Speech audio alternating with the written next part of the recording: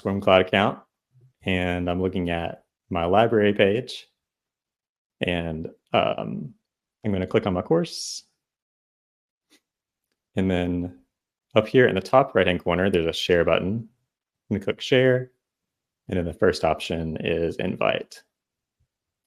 I have this modal that pops up, and public invitation is pre-selected. I'll hit create invitation. All right, so at the very top, you can see our link that I can share. And then I have some settings.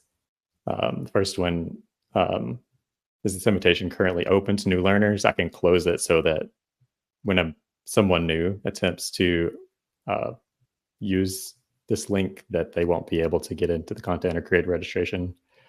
I can disable it so that the learners who have already registered for this course are no longer able to launch the link.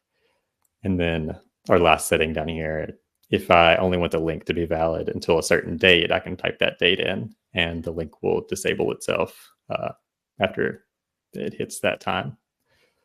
So I'm going to grab this link now, and I'm going to jump into a new tab and paste it.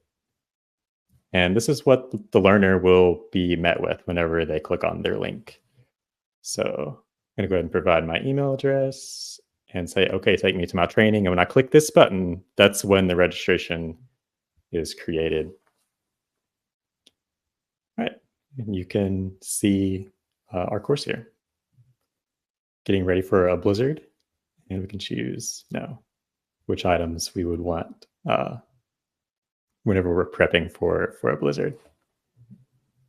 You can hit the return to LMS button, and you can see that I've completed my training. I'm going to jump back into SCORM Cloud, go to my library page, and get back into my course. You can see I have a single registration created. And then you can see like my email address and my name, and that I've completed the course here.